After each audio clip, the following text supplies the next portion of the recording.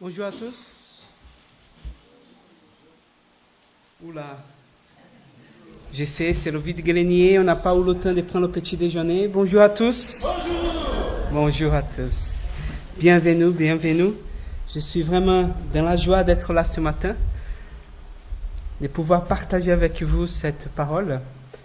Et j'aimerais commencer par une prière, si vous êtes d'accord.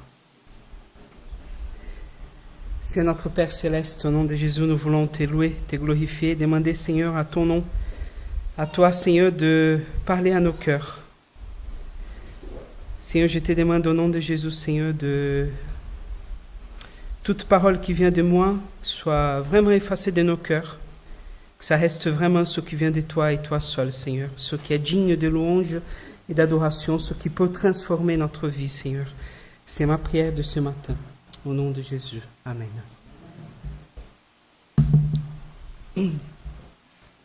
Alors, aujourd'hui, c'est la dernière prédication de cette série sur Philippiens pour parler du quatrième voleur de notre joie, l'avenir. On peut mettre déjà? Je vais essayer une fois de plus pour voir si ça marche. Ça marche? Non?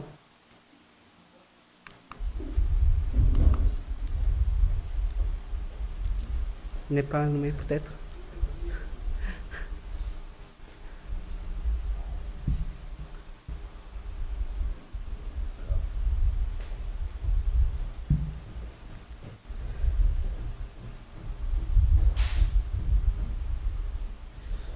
J'attends. C'est bon? Vous m'accompagnez alors? Je vous fais confiance. Tu peux passer le prochain. Oui. Alors, cette parole est inspirée du livre de Warren Wiersbe, qui s'intitule « Soyez joyeux », où il va un peu dévoiler par le livre de Philippiens toutes les... Merci. C'est bien d'avoir des techniciens. Où il va s'inspirer du livre des Philippiens pour parler un peu de voleurs de notre joie. Il y a des choses qui peuvent voler notre joie.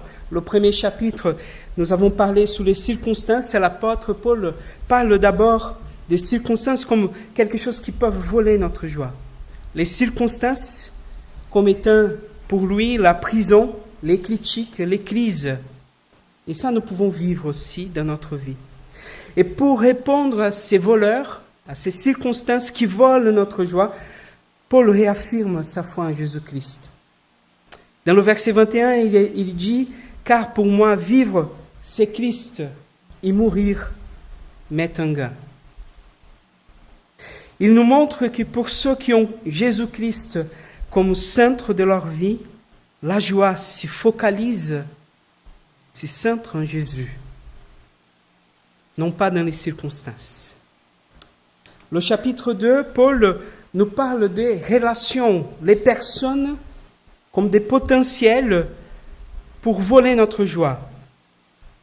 Il nous indique ici que les personnes nous font parfois souffrir. D'ailleurs, cette formulation que je trouve très intéressante, les personnes déçoivent les personnes. Ça, c'est une réalité.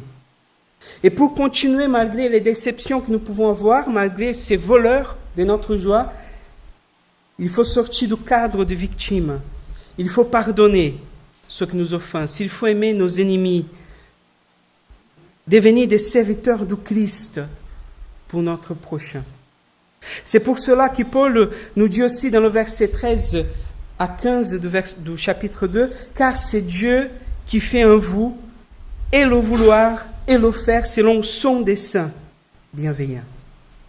Agissez en tout sens, sans murmurer, ni réticence, afin d'être sans reproche et sans compromission, enfant de Dieu sans tache au milieu d'une génération dévoyée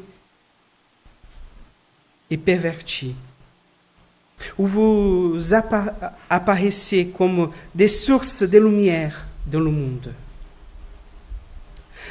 Le chapitre 3, nous avons vu avec Paul les choses qui peuvent nous arriver comme des possibles voleurs de notre joie. Paul nous parle des choses, il dit, leur fin sera la perdition, leur Dieu, c'est leur ventre et leur gloire, ils le mettent dans leur honte, eux qui n'ont à cœur que les choses de la terre.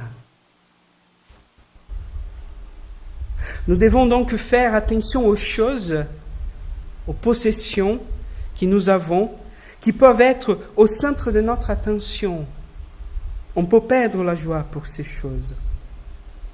Nous devons changer notre regard et voir Jésus-Christ en premier dans notre vie. C'est lui la valeur première, la mesure à toute chose dans notre vie. Jusqu'au moment où nous dirons, et j'espère un jour, ainsi comme Paul, oubliant ce qui est en arrière, et tendant vers ce qui est en avant, je cours vers le but pour obtenir le prix de l'appel céleste de Dieu en Jésus-Christ. J'espère un jour pouvoir dire ça. Aujourd'hui, nous arrivons au dernier chapitre de l'épître de Philippiens et aussi à notre dernière thématique sur la joie. Et dans ce dernier chapitre, Paul nous montre ces derniers potentiels voleurs de notre joie, à savoir l'anxiété sur l'avenir. Et comment continuer joyeux vers un avenir incertain. Je vous invite à ouvrir vos Bibles et à lire avec moi en Philippiens chapitre 4, verset 4 au verset 7. Soyez, dans ma version, soyez toujours joyeux d'appartenir au Seigneur. Je le répète, soyez joyeux, que votre bonté soit évidente aux yeux de tous. Le Seigneur viendra bientôt. Ne vous inquiétez de rien, mais en toutes circonstances, demandez à Dieu dans la prière ce dont vous avez besoin et faites-le avec un cœur reconnaissant. Et la paix de Dieu, qui dépasse tout ce que l'on peut imaginer, gardera vos cœurs et vos pensées en communion avec Jésus-Christ. Est-ce que vous connaissez une personne qui est anxieuse? Bien sûr, je ne pense pas. On n'est pas à Paris, on n'est pas des Parisiens, donc on n'a aucun motif d'être anxieux. Vous êtes d'accord avec moi? Néanmoins, peut-être il y a des choses qui peuvent arriver dans notre vie, des préoccupations sur notre avenir qui peuvent nous voler la paix et la joie. Dans des petites situations aux grandes, dès la visite d'un enfant avec ses petits-enfants, voilà, l'anxiété de tout préparer, la visite des amis à la maison, qu'est-ce qu'on va faire, qu'est-ce qu'on va préparer. Peut-être demander l'accord d'un conjoint pour acheter quelque chose dont on a envie. Peut-être les examens à la fin de l'année pour les étudiants. Peut-être des choses plus singulières, plus importantes, comme le diagnostic d'un examen.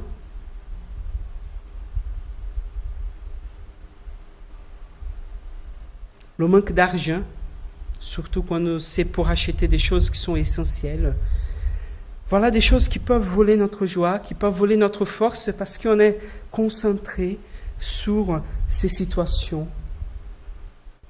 Et l'anxiété ou l'angoisse, elle peut être, à mon avis, causée pour deux raisons. La première, c'est que parfois nous avons trop de choix. Je me rappelle que quand j'étais petit enfant, j'allais chez ma mamie. Il y avait tous les après-midi de biscuits faits maison et du café. Alors, vous comprenez bien ma forme physique. Voilà, j'ai profité bien de ces biscuits. Mais le choix, il était simple. Oui ou non.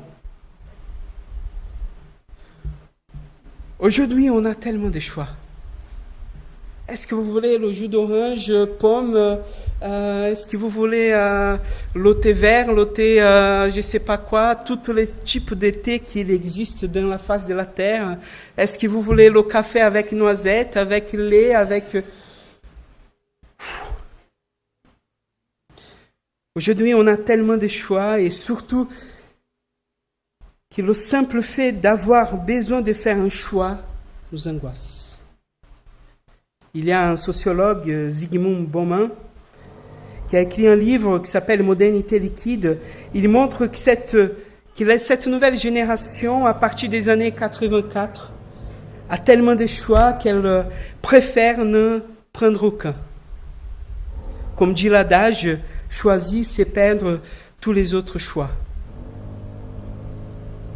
Elle veut vivre dans l'ouverture du possible. Et c'est merveilleux être ouvert à tout. Mais c'est aussi angoissant. Parce que quand on est ouvert à tout, finalement, on ne sait pas quoi choisir. Le 12e, c'est la peur de l'inconnu.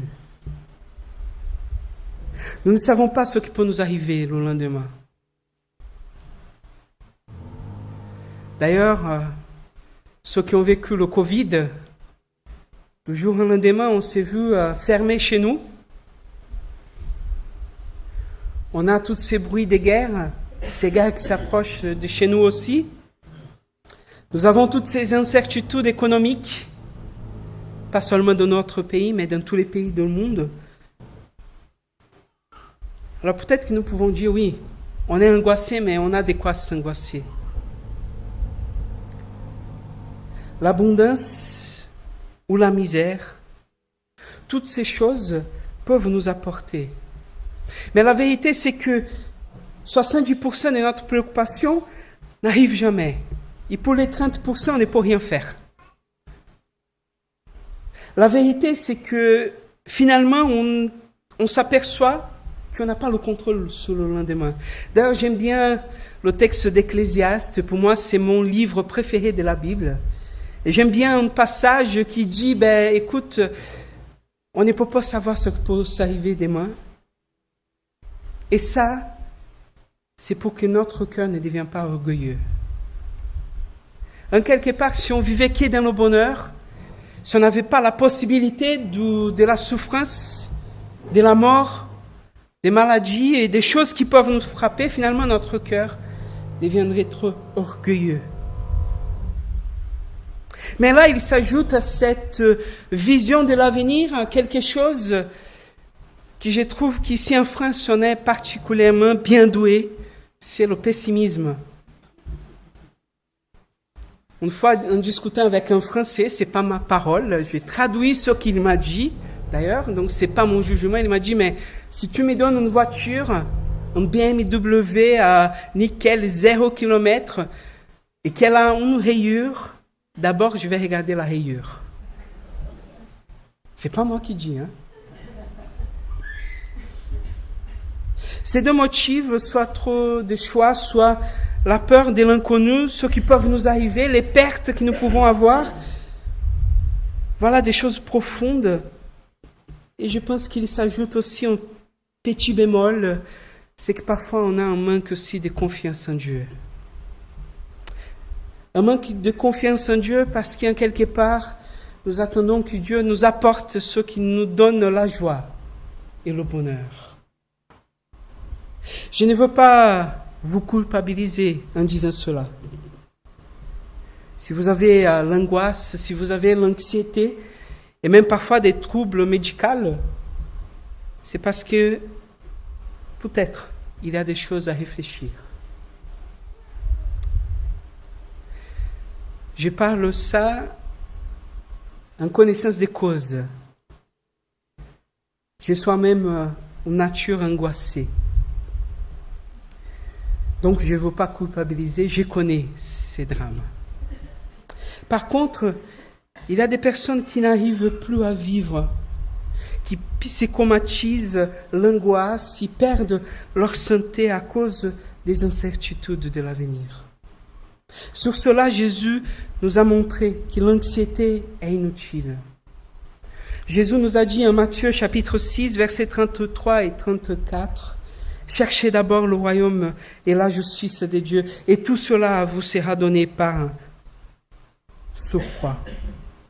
Ne vous inquiétez donc pas pour le lendemain. Le lendemain s'inquiétera de lui-même. À chaque jour suffit sa peine. » Si vous n'arrivez pas à vous confier en Dieu, c'est que vous doutez. Vos doutes sont grands. Mais la question, elle doit être inversée. Qui est ton Dieu? Et qui est ce Dieu qui nous invite à lui faire confiance? Ésaïe 40 nous dit, « Qui a mesuré dans les clos de sa main le volume de la mer? Qui a évalué à ses doigts, écarté le diamètre du ciel et la poussière de la terre? Qui en a estimé la masse en la tassant dans un seau? Qui a pesé sous la balance les montagnes et les collines? » Je pense que si nous demandons à un astronome combien d'étoiles existent, il va te répondre qu'il y a plus d'étoiles que des grains de sable sur la planète Terre. Alors je vous encourage à faire un test, vous, quand vous allez, je ne sais pas, dans une plage, que ce soit dans le sud-ouest, à La Rochelle, Biarritz, voilà, toutes ces belles plages, que ce soit en Bretagne, il y a aussi des très belles plages, que ce soit dans la Côte d'Azur, quelques petites bonnes plages aussi.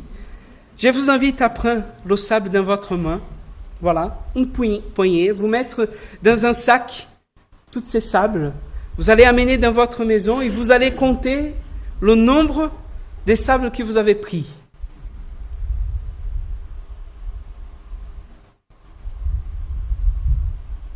On a plus d'étoiles que tous les sables de toutes les plages et de tous les déserts. Qui a façonné ces étoiles?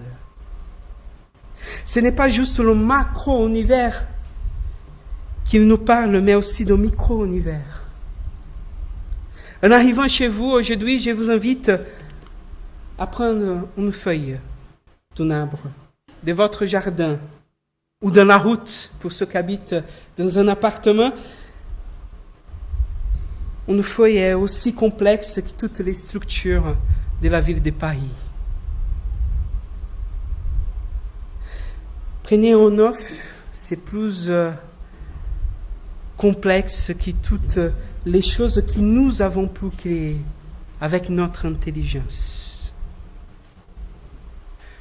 On continue, le docteur Marshall Nirenberg, qui travaille dans la biochimie et qui a gagné un prix Nobel en 68, pour avoir réussi avec une équipe à étudier et déchiffrer l'ADN.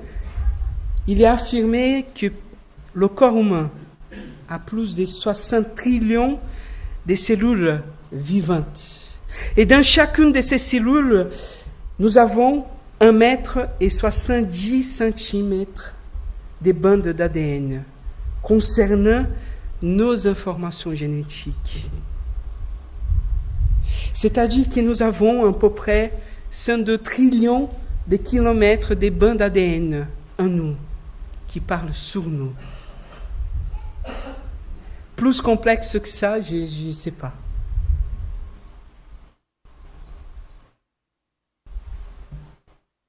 À quel Dieu nous faisons confiance?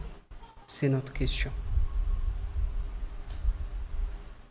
C'est Dieu, créateur de toutes choses, qui m'a créé à moi et à vous ce matin, qui a mis en place tout cet univers. Alors comment faisons-lui confiance? Je pense que la première chose, c'est une prière d'adoration à Dieu. Quand je parle d'une prière d'adoration, je parle de l'adoration dans un sens où nous sommes invités à regarder Dieu non seulement pour ce qu'il nous donne, mais à Dieu dans ce qu'il est. C'est Dieu créateur, c'est Dieu grand Dieu, c'est Dieu plein d'amour et de grâce pour chacun de nous. La parole nous parle d'un Dieu qui nous regarde, qui nous soutient, un Dieu qui est pour nous et qui doit être pour nous une forteresse dans le jour de l'affliction. Dans tous les passages bibliques où quelqu'un est devant Dieu et c'est la première réaction que quelqu'un a un cœur d'adoration vient vers le Seigneur, c'est de se dire « Seigneur, je suis un pécheur ». De se reconnaître dans ses limitations, de reconnaître ce qu'il est en soi.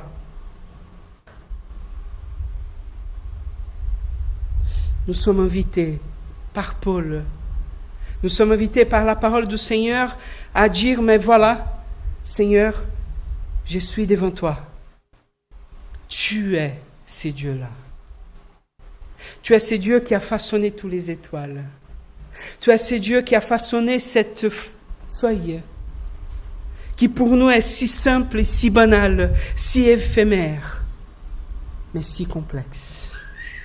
Tu as façonné notre vie à des choses que nous ne pouvons même pas comprendre. Tu connais le plus profond de notre cœur, à des sentiments qu'on ne peut même pas traduire par des mots. C'est à ce Dieu-là qui je fais confiance. Deuxième, nous sommes invités à supplier et à prier constamment. Comme j'ai dit l'autre fois, à prier et à prier. J'aimerais bien lire avec vous la parabole que Jésus nous donne en Luc chapitre 11. Jésus leur dit encore, supposons ceci. L'un d'entre vous a un ami qu'il s'en va trouver chez lui à minuit pour lui dire « Mon ami, prête-moi 3 pains. Un de mes amis qui est en voyage vient d'arriver chez moi et je n'ai rien à lui offrir. » Et supposons que l'autre lui répond de l'intérieur de la maison « Laisse-moi tranquille. » La porte est déjà fermée à clé. Mes enfants et moi sommes au lit. Je ne peux pas me lever pour te donner du pain. Eh bien, je vous l'affirme, même s'il ne se lève pas par amitié, par lui donner, il se lèvera pourtant et lui donnera tout ce dont il a besoin parce que son ami insiste sans se gêner. Et moi, je vous dis, demandez et vous recevrez. Cherchez et vous trouverez. Frappez et l'on vous ouvrira la porte. Car quiconque demande reçoit, qui cherche trouve. Et l'on ouvrira la porte à qui frappe. Jésus-Christ nous donne ici, dans cette parabole, même si elle peut nous paraître un peu gênant, on gêne Dieu en frappant, mais elle nous donne cette conviction que Dieu nous donne. Dieu nous donne. La question, c'est que parfois on demande du pain et lui, il va nous donner du biscuit. Parfois on demande des choses et Dieu nous donne d'autres. Ce que Jésus nous dit ici, ce qu'il nous a affirmé en Matthieu 6, c'est qu'il nous donne ce dont nous avons besoin. Le troisième point que je voulais finir ce matin, c'est que Paul nous invite à remercier Dieu en toutes circonstances. La gratitude dans un moment de souffrance n'est possible qu'à ceux qui reconnaissent la grandeur de Dieu. Qu'à ceux qui reconnaissent que Dieu est notre Père. Pour ceux qui reconnaissent que Dieu est plus grand que nos problèmes, plus grand que notre vie.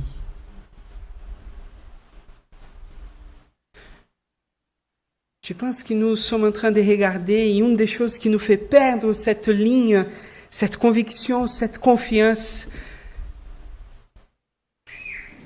c'est qu'on veut regarder Dieu par rapport à notre volonté. Il parle par rapport à la vie céleste, à ce que Dieu veut faire dans notre vie.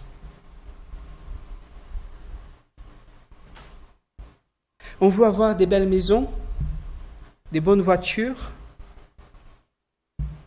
un frigo rempli, la santé au top, et c'est possible jusqu'à 105 ans, à peu près, on envisage. Hein. C'est pas pour tout le monde, mais on essaye. Le problème, c'est que parfois on veut regarder et on veut que Dieu réponde seulement à notre besoin là, aujourd'hui, maintenant. C'est Paul aussi qui nous invite à regarder notre souffrance par la perspective de l'éternité.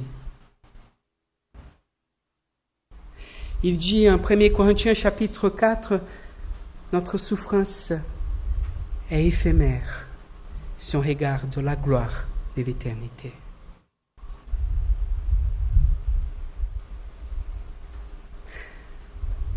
Tout ce que nous avons aujourd'hui va se finir. Ça, c'est la certitude.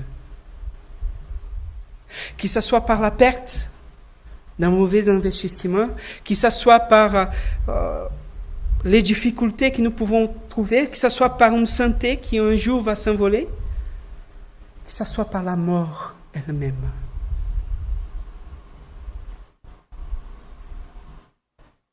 Je ne veux pas être pessimiste pour dire on ne sait pas ce qui va arriver demain. On ne sait pas. On peut sortir ici, traverser la route, vient, bah, c'est fini. C'est fini.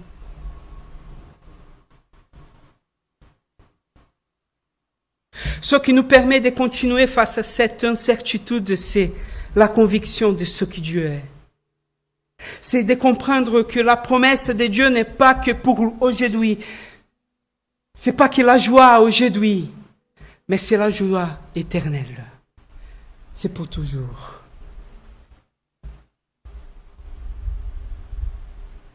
Je me rappelle d'une femme qui venait à l'église, pas à mon église, mais à l'église d'un pasteur qui était ami.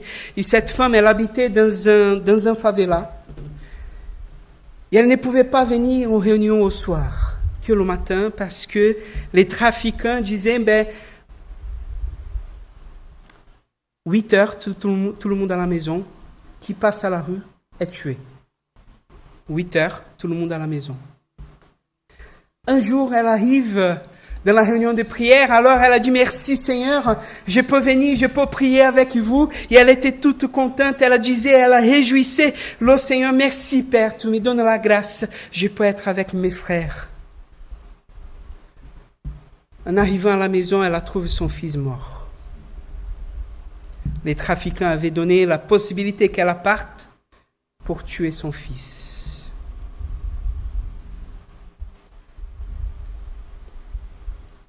En retournant, en pleurs, elle trouve son pasteur et la question qu'elle avait dans son cœur, elle a crié avec toute sa force, « Pourquoi Dieu m'a fait ça?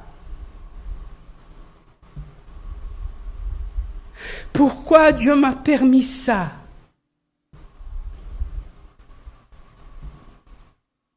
Je ne sais pas pourquoi, mais Dieu est grand, qu'il soit loué.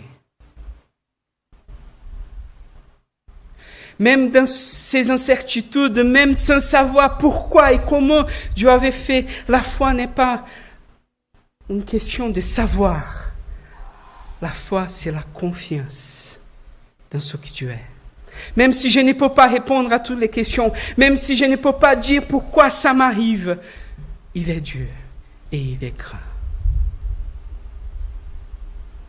C'est cette compréhension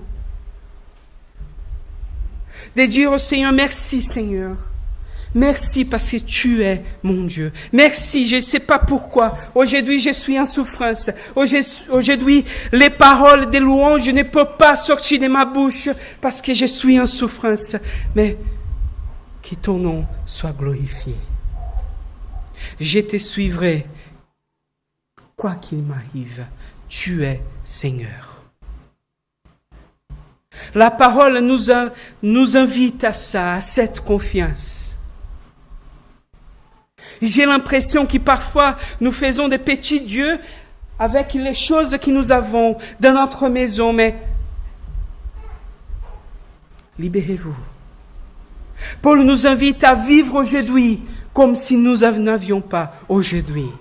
Vivez mariés comme si vous n'étiez pas mariés. Vivez dans votre maison comme si vous n'étiez pas propriétaire de votre maison. Sois médecin comme si vous n'étiez pas médecin. Alors qu'est-ce que Paul veut dire? Négliger tout ça? Non. Il ne nous invite pas à négliger.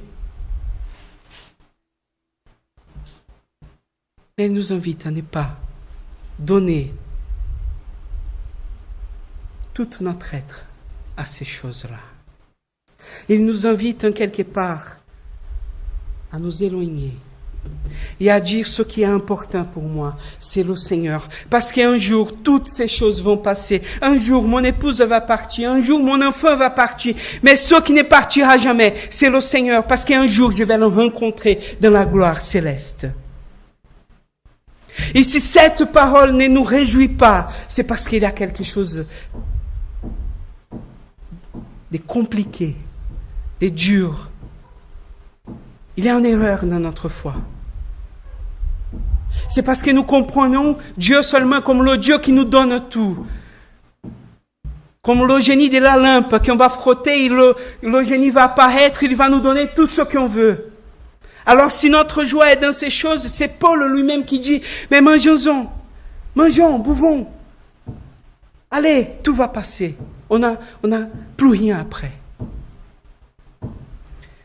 Mais si nous comprenons Dieu, comme c'est Dieu grand, comme c'est Dieu qui nous prépare déjà à la démort dans laquelle nous serons, alors oui, la souffrance viendra. Oui, la tempête va frapper. Oui, il y aura des difficultés dans ma vie.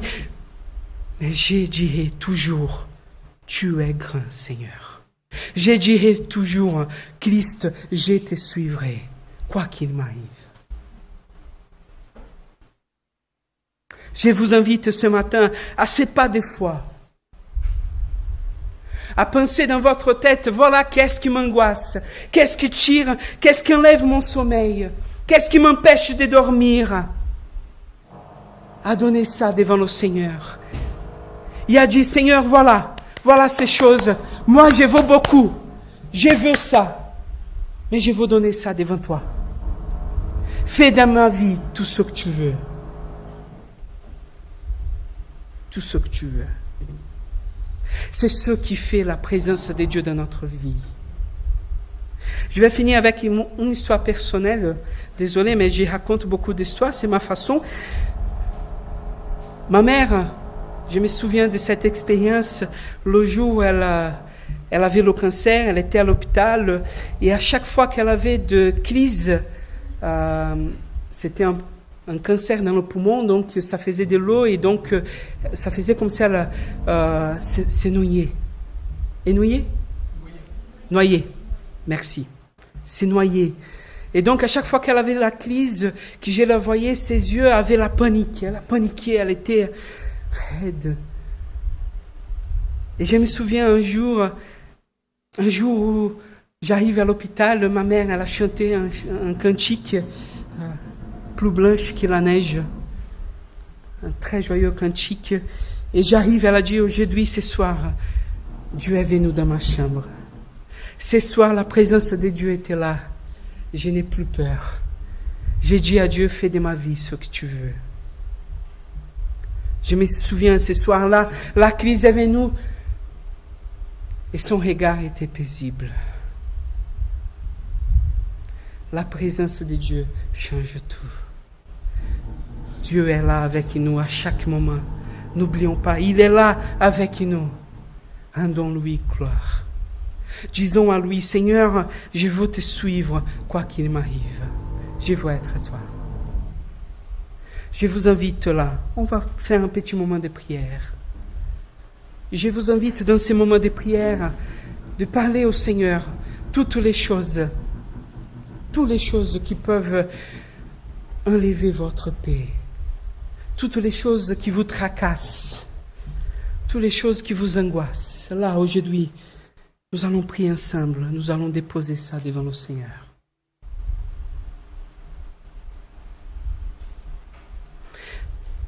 Père Céleste, au nom de Jésus, Seigneur, je ne connais pas le cœur de chacun qui est entré là. Toi, tu connais. Tu connais ceux qui sont venus dans la joie, ceux qui ont des insouciances et qui sont joyeux, ceux qui, Seigneur, ont plein de préoccupations. Des choses à l'avenir, comment je vais faire pour payer ceci ou cela, la rentrée de mes enfants, mes études qui reprennent. Voilà, Seigneur, des questions, et peut-être des questions d'autres que je n'ai pas dit ici, mais qui sont dans le cœur. Je veux avec chacun ce matin les déposer devant ton saint trône. Et te demander, Seigneur, au nom de Jésus, viens nous apaiser, Seigneur, viens nous aider. Parce que parfois, Seigneur, le fardeau, il est tellement grand qu'on a de la difficulté de lâcher prise de ces choses, lâcher prise, Seigneur, de ces préoccupations, de cet avenir, Seigneur, même si on ne peut rien faire. On veut. Père, nous voulons déposer tout cela en toi. Et je ne sais pas, Seigneur, ce que tu vas faire dans notre vie, mais ce que je suis certain, c'est que toutes choses coopèrent pour le bien de ceux qui t'aiment. Ce que je suis certain, Seigneur, c'est que toi, tu ne nous abandonneras jamais. Ce que je suis certain, Seigneur, c'est que toi, tu prépares la demeure de chacun et chacune qui est là ce matin. Alors, Père, je te demande au nom de Jésus, viens, Seigneur. Viens, Père, nous apaiser. Viens, par ta présence, nous conduire à toi. Viens nous aider, Seigneur, dans ce que nous sommes, dans ce que nous vivons, à te donner, Seigneur, amplement toute notre vie. Nous te prions au nom de Jésus. Amen. Je vais inviter les musiciens à venir. Nous allons chanter. Pour ceux qui peuvent chanter, Jésus, je te suivrai. Quoi qu'il m'arrive, je te suivrai. Et je vais dire aussi, peut-être qu'il y a des personnes qui ont des choses trop lourdes et qui ont besoin de prières. À la fin du culte, je resterai ici devant et si vous voulez, je peux prier pour vous. Ne partez pas avec vos fardeaux, mais déposez devant le Seigneur.